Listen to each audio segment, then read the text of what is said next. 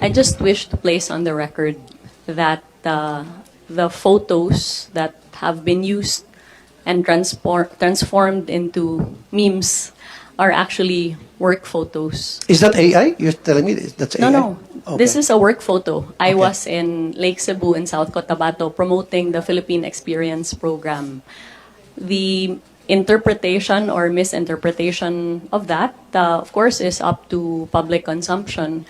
But we have all the documentation to prove that my presence there was a legitimate one, and it was to help the destination as far as crafting of tourism packages, tourism circuits, building up of attention for the destination in conjunction with our tourism stakeholders. I'm not saying, Ma'am, that you're not present, your presence there is not legit.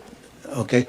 What I'm saying is, yung presence mo doon, yung sa picture na yan, it doesn't fit in sa taste ng mga Pilipino na nakakita po niyan. Kaya nga po, binabash po kayo. Hanggang sa pumunta po sila sa action center ko para magreklamo. Nung malaman nila magkakaroon ng hearing ng ganito, they came to my office and they told me na ito yung baka pwede may parating sa Department of Tourism. That's why I'm trying to voice it out today here in the hearing. Okay? So, kasi ang nangyari, ma'am, ang dating daw sa kanila, parang pinopromote mo yung sarili mo versus dapat yung Pilipinas ang pinopromote mo o yung mga probinsya ang pinopromote mo versus you're promoting yourself. Yun po yung dating sa mga tao. Hindi po sa akin yun, ha? That's not from me. From them. So, ang dating po sa mga tao na you're trying to promote yourself. So, maybe we have to refrain from doing that. We can use model siguro. Diba? Like I said, dyan sabi mo sa Cotabato ba yan? Saan lugar yan? South Cotabato. Then, let's use Miss South Cotabato as the model. Or a native South Cotabato. Ano ba yung pinaka-native dyan sa Cotabato? Yung mga indigenous people in Cotabato. Much better versus kayo po. Yun po yung pino-point out ng mga lumapit po sa akin.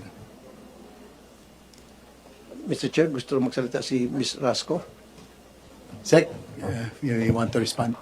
Yes, I completely hear you, Senator, and I'm grateful that you have brought these matters to light.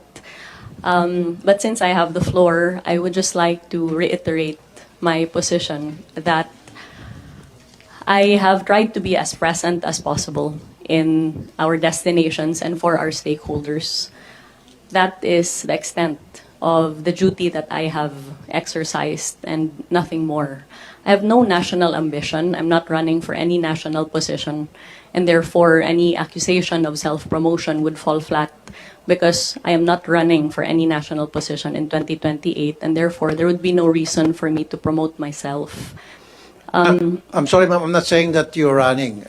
Don't put words into my mouth. I'm not saying that. What I'm saying is, yung po nakakalata yung mga tao na parang pinopromote yung sarili mo for whatever reason. Now, also, ma'am, compared to other countries like Vietnam, Korea, Malaysia, Japan, hindi niyo po nakikita yung mukha ng mga secretaries ng Department of Tourism nila doon eh. Wala. Never ka makita sa tourist materials ng kahit anong bansa na banggit ko, yung kanilang Secretary of Tourism, pinopromote yung mga muka ng mga pictures nila. That's what the Yes. people that came to me. Perhaps if it is the pleasure of the senator that I no longer visit our destinations or that there be no coverage of the same, we can take that into serious consideration. But as far as I'm, Of course, my ma'am, understanding, of course, ma'am, you can yes. visit. Why not? Yeah, I would even, people will appreciate you going there so that makita mo on the ground kung ano yung mga kulang, ano yung mga kailangang gawin, etc. But what we're saying here, ma'am, please, huwag mo i-promote yung sarili mo. Pag pupunta ko na sa isang lugar, kung ano yung mga kulang doon, punahin mo and then punuan mo. Yun po yung point ng mga netizens na lumapit po sa akin. Okay? It has nothing to do about you. It has something to do na may problema at sinasabi lang kung ano yung problema na dapat punuan natin ngayon.